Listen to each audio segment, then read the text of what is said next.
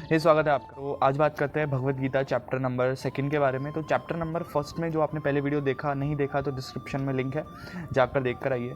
तो उसके अंदर क्या बोला गया, तो उसके अंदर ये बोला कि अर्जुन ने जब ये बोला कि भगवान मैं युद्ध नहीं कर सकता क्योंकि मेरे सामने तो मेरे जो प्रियजन हैं वो खड़े हैं, जो मेरे फैमिली वाले हैं वो खड़े हैं, तो मैं उनके सामने शस्त्र नहीं उठा सकता। तो उस पर श्री कृष्ण भगवान ने क्या कहा वो बात करते हैं हम सेकंड चैप्टर। तो फर्स्ट चैप्टर खत्म होने के बाद सेकंड चैप्टर चालू हुआ और सेकंड चैप्टर के अंदर श्री कृष्ण भगवान ने कहा कि अर्जुन तुझे इस युद्ध स्थल के अंदर जब तेरे वीरता की जब परीक्षा है तो उसके अंदर तुझे निर्बलता, ये नपुंसकता कहाँ से प्राप्त हुई? अर्जुन तुझे उठना पड़ेगा और युद्ध करना पड़ेगा। इस पर अर्जुन ने कहा कि भगवान मैं कैसे अपने प्रियजनों को मार दूं, क्योंकि वो तो मेरे मतलब फैमिली वाले ही हैं सारे, तो मैं उनको कैसे यहाँ पर युद्ध में मार दूं। तो उस पर जब श्री कृष्ण भगवान ने ये क्या क्या कहा, उस पर श्री कृष्ण भगवान ने कहा कि इन सभी लोगों ने जो गलत कर्म हैं वो किए हैं। जैसा कि आपको पता होगा द्रौपदी का जब वस्त्र हरण हो रहा था तो उस वक्त किसी ने भी कुछ नहीं कहा था। तो वहाँ पर उनका जो ड्यूटी बनती थी, जो भी उनके बड़े थे उन सबकी ड्यूटी बनती थी कि उसको रोका जाए, पर वो ना करके उन्होंने उसको चुपचाप सहा, उसको चुपचाप देखा। तो उस पर श्री कृष्ण भगवान ने बोला कि इन सब ने एक जो अपने जो जीवन है उसके ऊपर एक बहुत बड़ा बोझ ले रखा है, इस वजह से तुझे उसको इनको सबको मुक्त करना पड़ेगा। तू इनका कोई मोह नहीं रख सकता कि तेरे बड़े हैं ये, क्योंकि इन्होंने गलत कर्म किए हैं, तो इनको उनकी सज़ा बिल्कुल मिलनी चाहिए।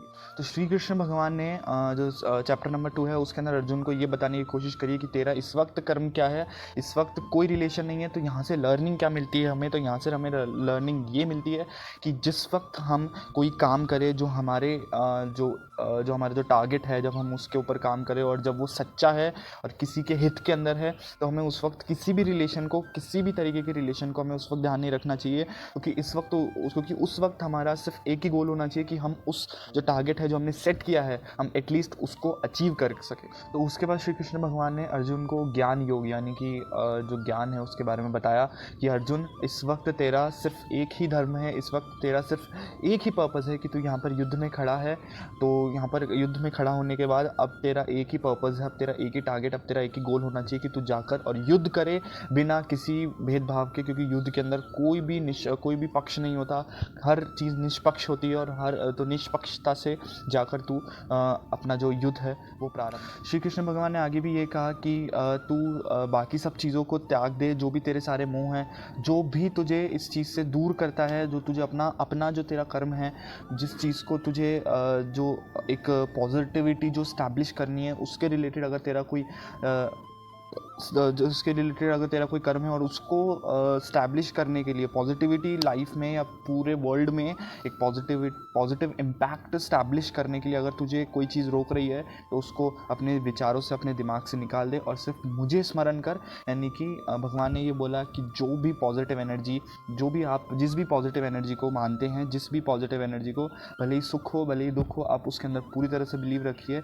सिर्फ दुख में ही उस एनर्जी को मानना एक थोड़ा सा पक्षपात हो जाता है कि आप उसके पक्ष में बोल रहे हैं, लेकिन वो वहाँ पर श्री कृष्ण भगवान ने बोला कि ऐसा मत कर, हर वक्त मुझे स्मरण कर और मैं हर वक्त तेरे साथ ही रहूँगा हर वक्त। इसके बाद श्री कृष्ण भगवान ने कहा कि जो मुझे जानता है तो उसको उन्होंने योगी नाम दिया है, क्योंकि वो योग यानी कि वो अपने कर्म करता है। तो उसको भगवान ने कहा है कि जो मुझे इस प्रकार जानता है कि मुझे हर क्षण में वो मुझे याद रखे। तो उस पर भगवान ने ये कहा है कि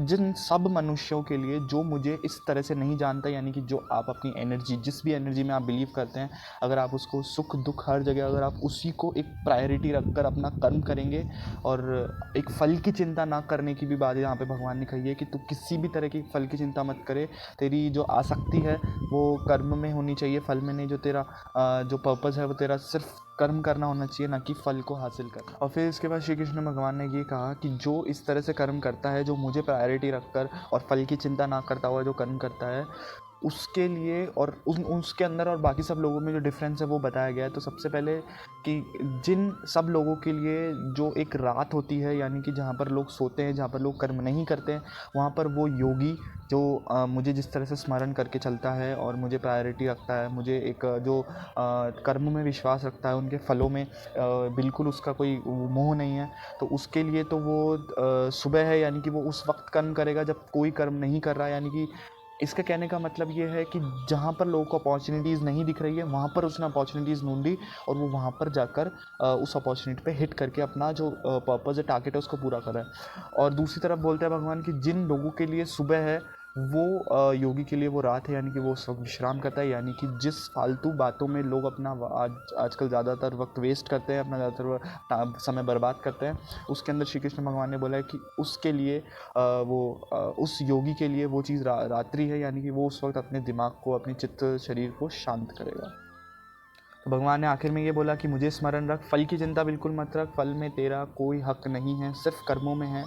तो ये सब श्री कृष्ण भगवान ने सेकंड चैप्टर में बोला। कैसा लगा आपको सेकंड चैप्टर? माफ़ कीजिएगा, आज जो जहाँ पर मैं शूट करता था वहाँ नहीं हूँ, क्योंकि इस वक्त वहाँ पर कंस्ट्रक्शन चल रहा है। इस वक्त मैं कहीं बाहर बैठा हूँ। तो कैसा लगा आपको?